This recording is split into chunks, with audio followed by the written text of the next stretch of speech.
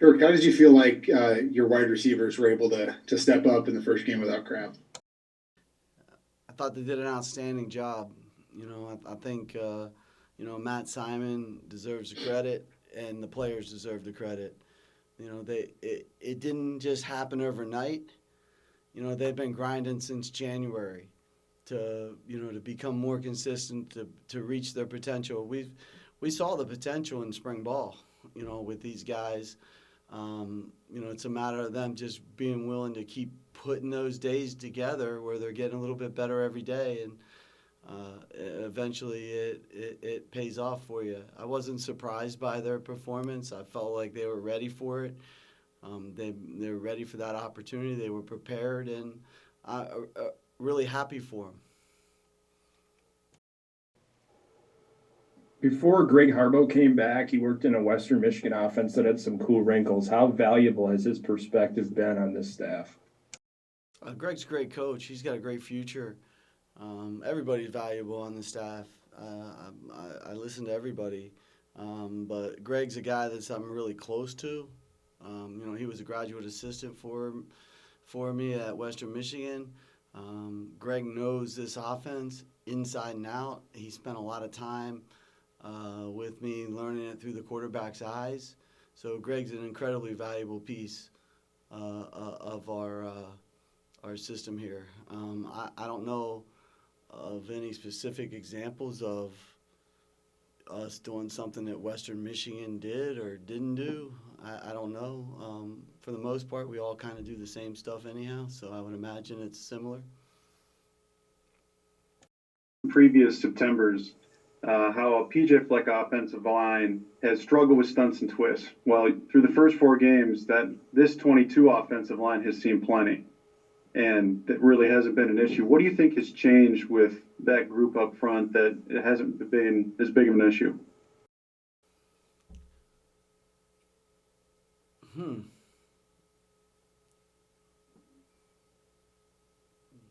don't know. Brian Callahan's doing a hell of a job coaching those guys. We're lucky to have Brian here as our offensive line coach. We start working on stunts and movements in January, to be quite honest with you. But that doesn't mean we're ready to block them in a game at full speed. I don't know. Give the credit to Brian and the kids. They've worked really hard, and their communication is better than probably at this phase than I expected early in the season. But again, it's a tribute to them. We just need to continue to change our best and keep getting better every single day. And we're facing another challenge this Saturday that will test us again. Kirk, Tanner had obviously an outstanding season in 2019. What ways has he advanced as a quarterback under your second time under your ear? I mean, he's just a better player. And I recognized that as soon as I got here, watching him in bowl prep. He's had a little more experiences. I think everybody learns best through their experiences. And he's a young man that, if he fails, he embraces it as an opportunity to grow.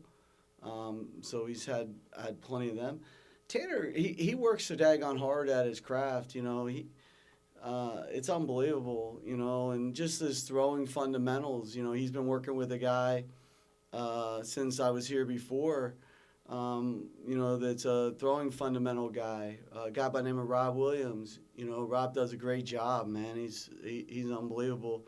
I call him all the time with questions. Just Tanner's success is really a tribute to him and how hard he's worked at it and grinded and maximizing every opportunity to get better.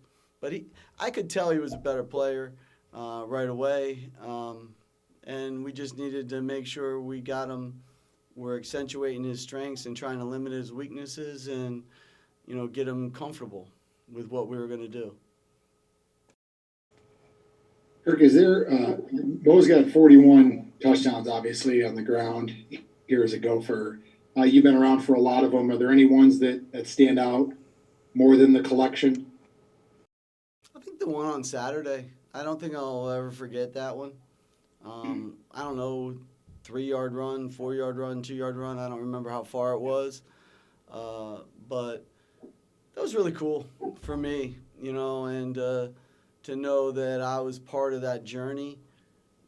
And who knows how long the record will stand. The records are made to be broken someday. But just to be a part of it, it was really cool. And I don't know. I think I might have been more excited than Mo about it, to be honest with you. But I just thought it's really neat, and to be a part of history. I'm just a little small part. I called the play. Who's going to remember that? But I'll remember that I was part of that young man's career here at the University of Minnesota, and he's the all-time touchdown leader in school history. They've been playing football for quite a few years here at the University of Minnesota, so that's quite the accomplishment. From what you've seen go ahead, Andy. You got a follow-up? No, I don't have a follow-up on that, but I'll ask another one, then you can go. Can you walk us through the pass and catch from Tanner to Nick Callerup? It was kind of a funky looking throw and catch. What did you see, and what was supposed to be the result, the actual look there? Well, what you saw is exactly the way we drew it up, and what we expected, exactly how it to unfold. I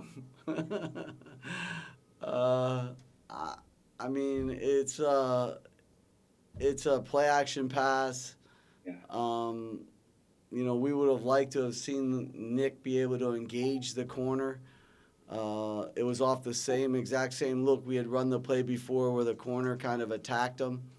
It didn't go as planned. As I said, when we hit it for a touchdown, I was like, well, that's exactly the way it looked in practice, isn't it, guys? And we all laughed with it. We actually didn't even run the play in practice this past week. So it just, great individual play by two guys. And, like I say it all the time, players make you look smart.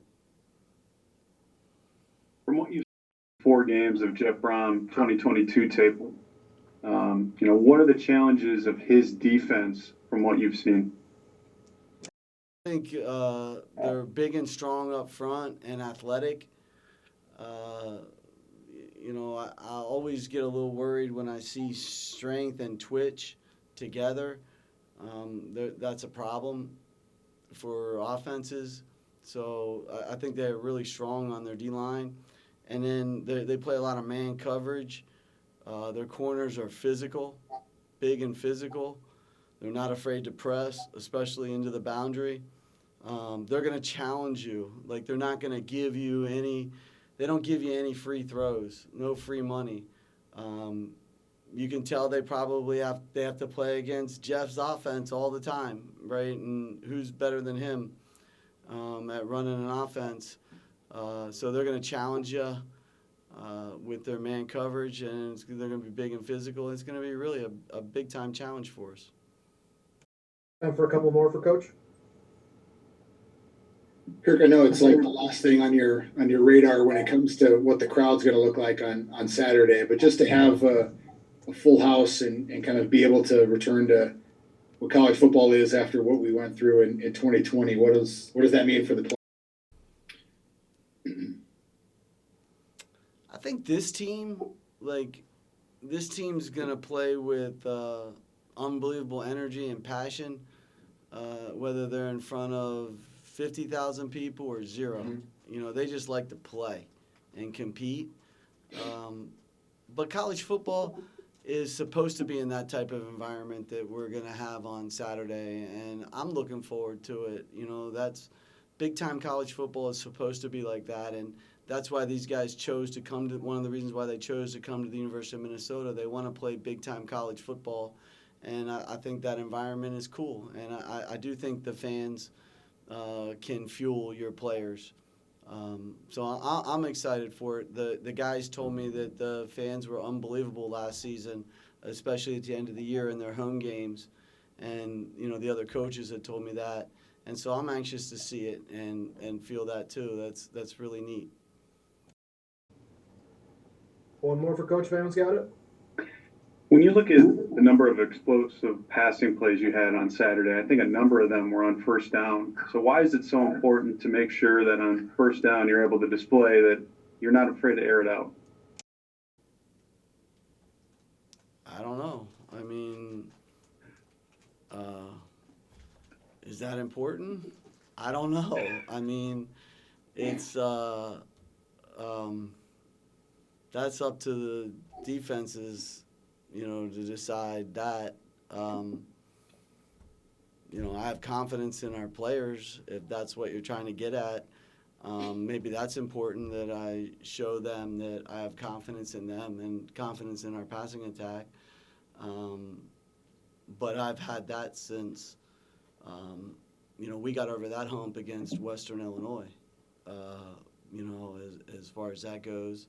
So I don't know, to be honest, Ryan. I'm not quite sure what you're getting at. Maybe clarify a little bit? Yeah, I mean, of a PJ Fleck offense, and it's so primarily run-driven, and, we've seen in previous recent years where maybe it's a lot more run, pass, and then just to see first down passing number one, and then explosive passing plays at that, is it just, you want to be able to throw if they have maybe more guys in the box, or are you just surprised maybe that there's as many explosive passing plays that you were able to achieve last Saturday on first down? The kids did a great job. The explosive plays just kind of happened through execution with it. I can't speak for what the offense was like in 2020 and 2021. I did not study it. I'm not, I'm just running the offense the way I think gives us the best chance to win the game. And same thing I did in 2019. It was pretty good. In 2018, the same way I did it then, and we were okay. And same way I tried to do it in 2017, just trying to win the games. And we weren't very good in 2017 offensively at all. If you forget, I don't think we scored a point the last two games of the season. So I'm just trying to do what gives us the best chance to win the game. And I felt like that gave us the best chance to win the game on Saturday, Ryan. This week is a different opponent, different situation, and we'll see.